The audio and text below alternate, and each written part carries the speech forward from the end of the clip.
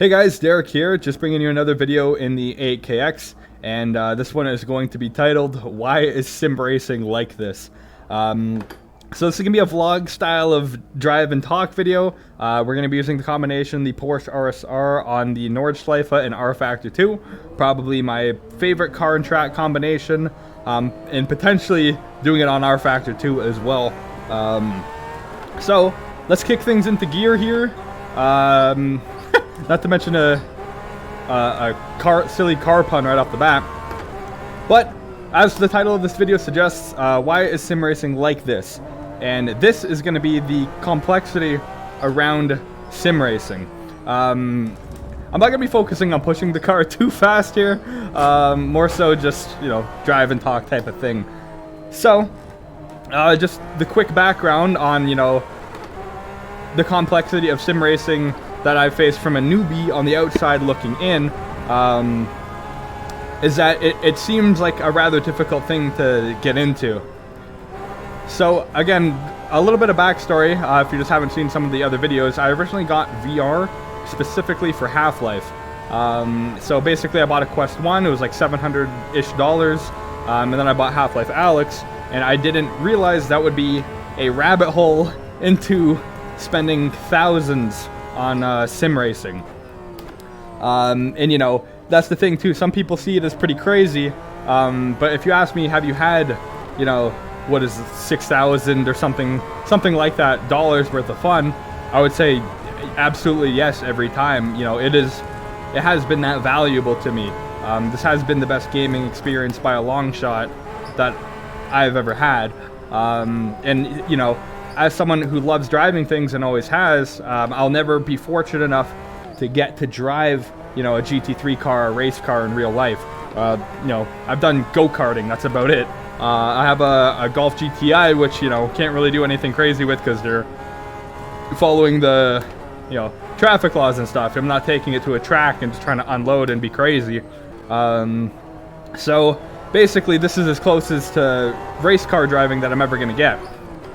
So, then the kind of issue at hand here revolving sim racing, it's not to mention like the cost of getting into it, but it was a slippery slope for my Logitech G25, and then the first thing you see is Project Cars 2 and Assetto Corsa, and this is where the video basically begins here.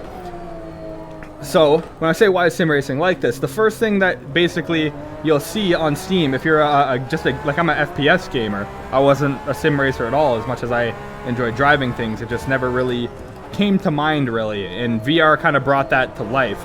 And now instead of being like a VR enthusiast, which I still kind of am, given I have an 8KX on my head right now, it's more so as a tool to aid in my driving, to make it feel like I'm actually driving, because this is, again, the closest thing I'm ever going to get to driving the Porsche RSR at the Nordschleife. Oof, baby. So, this is where I start off. AC, and I'll explain that slide right there, basically what I felt and why Rfactor 2 is still so valuable. But AC is the first racing title I ever came across. And I had it on just a single monitor way back in the day, Logitech G27. Wound up getting rid of the G27 and getting that Quest, and then with the Quest I wanted a racing wheel, so I got a Logitech G25. That was like 175 bucks. Assetto Corsa was like 12 bucks or something at the time. And then I got Project Cars 2 on sale for also like $12. Not a very expensive start. However, as you get more into it and you want to get more immersion, you want to get more realistic feeling. And that's the thing for sim racing for me. I'm sure this matters a lot to others, because I see on YouTube a bunch of different comments and Reddit forums. It's like, well, let's do what's most fun for you. What's the most enjoyable experience for you? And I think when it comes to serious simulation, some of that doesn't matter. What's more fun and enjoyable to you and what's not. When it comes to, playing a game and enjoying yourself and, that sort of thing, sure. But when it comes to simulation, I want the most realistic thing possible. If that means the wheel actually has less force feedback than it does in the game, if that means it has more force feedback than it does in the game, if that means the car is a little bit slower, harder to handle, or easier to handle, I want that.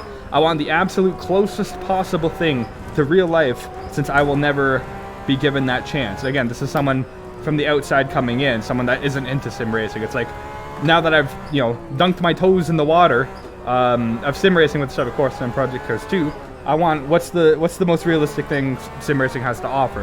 That's when I stumbled upon AMS2. So AMS2 in VR is basically Project Cars 2 on roids. It runs better, it looks better, it has way better force feedback. Everything about it is an enhanced Project Cars 2, basically, running on the same engine. So AMS2 was an amazing experience in the Quest 2, and then I went out and got the Reverb G2. And the Reverb G2 offered such incredible clarity that I could drive for hours and hours without eye strain, something the Quest 2 couldn't give me.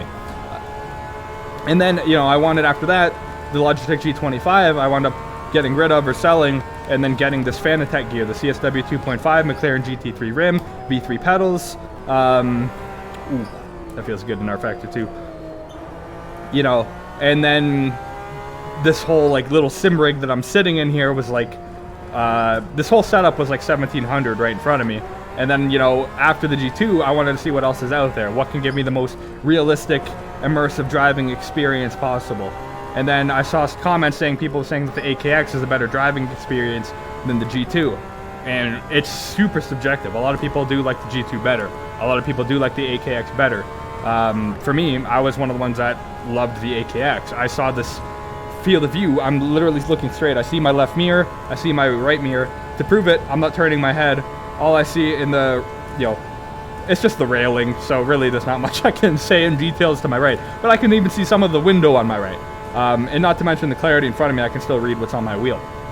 So, I went from the G2 to the 8KX. The 8KX set me back another $1,400 with the base station, another, you know, $100. So the problem then, getting back on track, another car pun, is, you know, the problem with sim racing, or not necessarily a problem, but the inconvenience of the outside person getting into it, and how to attract more people into sim racing. And this is the problem that, you know, after I found basically everything through Steam, because I'm just a PC gamer. So I see AC, I see Project Cars 2, then I saw AMS2, then I see Assetto Corsa Competizione, if I didn't say that correctly, ACC, and the GT3, the ultimate realistic GT3 challenge, the league racing, the, you know, all this and that. ACC, just the king of GT3s, which is my favorite car class to drive. So I tried ACC, and I love driving in VR, and even on the 3090, I couldn't get good enough. I couldn't, like, it doesn't run like Rfactor 2, it doesn't run like Assetto Corsa, it doesn't run like iRacing, it doesn't run like AMS2. It ran like absolute junk. I wound up returning ACC, you know, sure that I'm probably missing on some driving experiences. I could have taken more time, and you know, fine-tuning it, but I was, you know, Steam does a refund policy of 2 hours, and I was getting pretty dang close to the 2-hour refund policy, and I was still looking for the proper settings for multiple cars on the track running smoothly. I'm just like, I'm just gonna refund this because I'm gonna go play something else.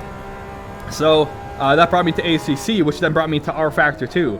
I was watching like training simulation videos on YouTube about how like Mercedes and Ford and all these other companies use what's called Rfactor Pro to train their drivers. A heavily customizable, you know, basically a physics engine that it runs on, and they can make adjustments to make it feel like they're real cars in real life. And, you know, a copy of that code is from, you know, Rfactor 2. And then I found Rfactor 2 on Steam just because I watched videos on real professional drivers doing training. So I stumbled on Rfactor 2, which I'm in right now, and holy crap. Even when I had my G25, it made me feel like I had the best wheel in the world. I was feeling so much stuff that I wasn't feeling in AC, I wasn't feeling in AMS2, I wasn't feeling in, like, this slide right here. If the car turns sideways, the force feedback, it gets, I don't even know how to describe it, in my wheelbase it gets squishy. And then, you know, the weight transfer, if the rear end starts kicking out, the weight goes to my left hand and, like, forwards to, like, match exactly where the car is rolling towards, and then my left hand gets heavy. If I go over a hill, it actually goes like up and down. My wheel does things I didn't know it could do when I play Rfactor 2. And then I started realizing, like, oh, okay, I can see why, you know, teams, like just little details like that, Rfactor 2 gives you that, you know, other sims just don't. And I haven't tried Race Room Experience, because I heard their force feedback's actually really good now too.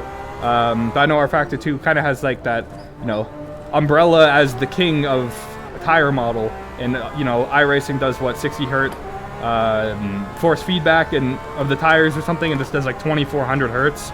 So there's just way more detail coming through the wheel of Rfactor 2. And I started playing RF2, and then, you know, that's when I eventually discovered iRacing.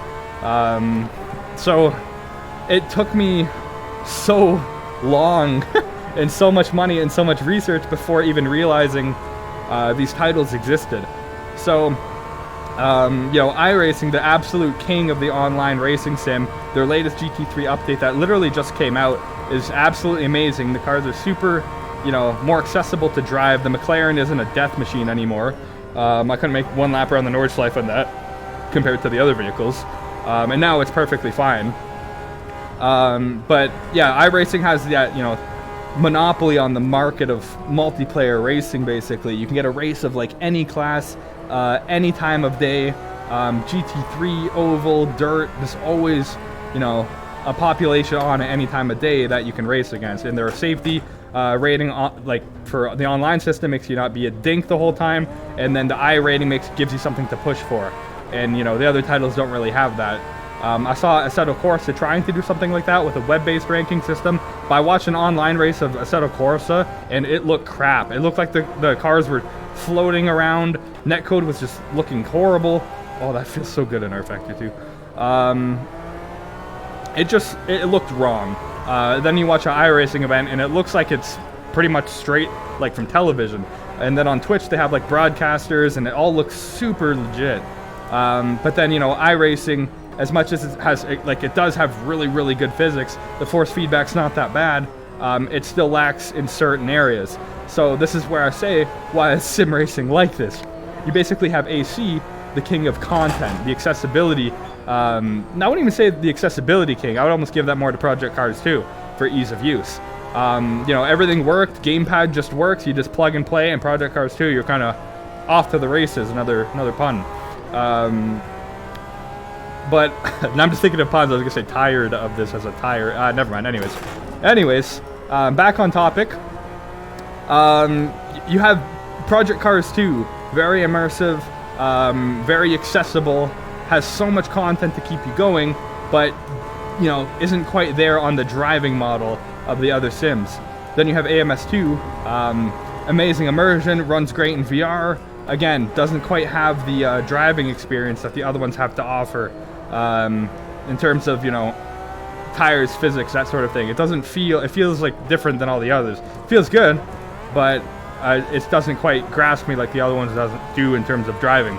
ACC runs like absolute dog in VR, has incredible sound, incredible driving, incredible graphics, but not as much in the online scene. In VR, it sucks. Then you have Rfactor 2. In my opinion, right now, I haven't tried Race Room Experience. Rfactor 2 is the king of the driving feel, the thrill of going fast, pushing the car to the limit and beyond that. The force feedback through the wheel is just like unmatched. The tire model, but then it completely sucks in the user interface and accessibility and UI and the online. It's just not really there. It's basically a hot lap sim, which is, you know, what we're kind of doing right now. But no other game gives you this level of detail. Oh my gosh, everything just feels so good. Oh baby. Sorry about that. Nothing to see here. Back on track. But yeah, Rfactor 2 gives you all that feel. iRacing gives you the online competitive scene mixed with casual unranked stuff, mixed with a massive population. Always races going at, like, you know, any hour of the day. Still has amazing physics, still feels great, but the force feedback's not quite there. Graphics are somewhat dated. There's no weather system, which I know I see a lot of people complain about. And, you know, so yeah, that's why I say, why is sim racing like this? You have, like, what is that? ACC, AMS2, Project Cars 2, AC, iRacing, Rfactor 2, Race Room Experience. You have seven titles that all do one thing better than the next and like 3 things worse than the next. And for me, someone on the outside looking in, you know, basically the roadmap of sim racing is you're going to stumble on AC. You're going to stumble on Project Cars 2. If you decide you want to push beyond that, then you're going to investigate into more of the sims, the more like harder core simulations, that being, you know, Rfactor 2, AMS, ACC, iRacing, that sort of thing. So it's an expensive path, but it also, you know, begs the question of what are you supposed to drive in? Which one are you actually gonna go for? And you know, I've probably spent $300 to $400 in iRacing, and to me it's been worth it because I can drive against people any hour of the day, and I just can't do that in the other sims. And if they did have that, sure, I would spend a lot more money on those sims for that experience, but it just doesn't. So that leads me with, you know, I was watching a video earlier today, and it's like, what's more fun for you? What's more enjoyable for you? And to me, someone who's really looking for a simulation, I don't even really, I get it, but that's not what I care about. I actually do care about what's the most realistic, whether that means force feedback's not quite as good or is better, or like, you know, you feel more or you feel less rather, whether the car is harder to drive or easier to drive. Since I will not be fortunate enough to be driving GT3 car ever in real life, I want the closest thing possible. And is that, like, you know, this is where professional drivers can come in. Is that iRacing? Is that Rfactor 2? Is that AMS 2? Is that ACC? And it's you know, every sim offers different things, and that's the approach. And that's what's like, I wouldn't say like frustrating necessarily, but they all do something better than the other. And that's why I say, why is sim racing like this? How do you just, you know, the answer on Reddit forums has been, you know, I've been like, since I see teams using Rfactor Pro, I'm trying to research what's the best sim, what's the most realistic sim, and it's basically buy them all because they all excel in different areas. And it's just like, why though? So yeah, that's why I wonder, like, if this, I don't really think there's gonna be any professional drivers racing here, or professional racing drivers in here necessarily watching this video, but like comparing it to real life is what I'm trying to look for. And you know, videos only show so much because you don't feel anything. So I'm trying to figure out, like, if I'm driving this RSR in the Nordschleife and Rfactor 2, is this the most realistic, closest thing I can get to driving the Porsche RSR on the, you know, Nordschleife, as in real life? Or would that be the iRacing version? Or would that be, you know, or does it come down to different, like, iRacing track is more realistic, the car and track combo more realistic on iRacing on the GP circuit, but on the actual Nordschleife that we're on now, maybe the Rfactor 2 is more realistic. And it's like, you know, where do you go? So if you're getting into sim racing like me, it's confusing and expensive, and time consuming at this point, because I've done so much, I've had to do, you know, research and try to figure out, you know, what is actually the most realistic physics, because a lot of people say Rfactor 2 has the most realistic physics, and some say iRacing is the most realistic. And obviously iRacing is the most realistic racing experience you can get because it's other people. So you're still technically racing, like if you're in real life and you're racing someone, if you're racing on a track, it's going to be against other people and not just AI. And I get it, like AI, oh, that feels so good in Rfactor 2. AI, you know, can be somewhat realistic, but at the end of the day, it's not the same urge. There's no nerves. There's no, I wish I practiced more, because it's AI. iRacing, you have that. You're like, oh, I could have, you know, done this differently. You start going back to the drawing board. You go to Twitch streamers and you watch, you know, people that are better than you. Like I've been watching, you know, like Dan Suzuki, Daniel Morad, Dave Cam. I've been watching all these other racing YouTubers and streamers and watching their lines and like trying to, you know, figure out what they're doing. How are they so fast? And you know, that all comes down to iRacing, and that's why it's like, you know, at the end of the day, sure, iRacing doesn't have weather, it doesn't have the tire model and force feedback of Rfactor 2, it doesn't have the graphics of AMS 2, it doesn't have nearly the content of AC, it doesn't have the modability of AC, it doesn't have necessarily the sounds or force feedback of race room experience. We rely on third-party software for our force feedback to be adjusted in iRacing. But in terms of a multiplayer platform, that's basically your only option. Unless you're doing league races, in which case, you know, Rfactor 2 league races, heck no, I'd get lapped like 3 times. I've watched, you know, Mitch Hoyer, I think his name is, on YouTube. Those guys are absolute maniacs in this game. They're like power sliding at like 200 kilometers an hour, and no thanks, basically. But yeah, like Rfactor 2, again, my wheel, like doing this type of stuff, like, oh, you don't get that in the other driving games. You don't get that in the other sims, that feeling. So yeah, that's what I say, like, why does sim racing have to be so complex? There's no universal platform that excels at everything. AMS2, again, has the best weather, like, it's just everywhere. And this is where I'd say, I don't know, I know most of the people that probably tune into the channel, FPS gamers, not racers, but you know, I started VR and being more of a VR enthusiast, and now it's kind of transferred to being a racing enthusiast because I realized how close this actually is to driving in real life. And then I'm like, oh my gosh, this is so cool. I can't wait to like see what I can do to make this more immersive. And that's where the, you know, the seat came in, the wheelbase came in, all this and that. And you know, I don't know how much different a direct drive wheel would be. I don't know what else I can do to make this more immersive. And that's the thing that I'm looking for. So like the most immersive, most realistic driving experience. And I don't know because I'm not a professional. And that's why I say, to me, it's not like what's most enjoyable. It's like, what is the actual most and best driving experience? And I don't know. So I think I'm going to be sticking, I'll run Rfactor 2 occasionally for the hot lapping like this, AC for the casual sandboxiness, and iRacing for, you know, online competitive and, you know, trying to get my lap times down because that's the only place that it's actually important. But at the end of the day, even though I'm going to main iRacing, just because online anytime is freaking amazing, even though it's like $300 to $400 by the time you get the amount of enjoyable content you want.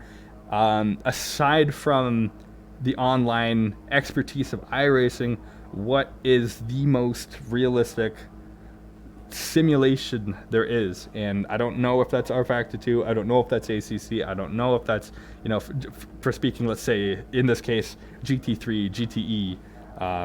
Obviously iRacing is oval right now, but I don't really oval, so yeah, that's basically where I'm at. I started off with some baby setup, got the what do you call it, Quest 1 and Half-Life, and then went to AC, to Project Cars 2, to AMS 2, to ACC, to Rfactor 2, to iRacing.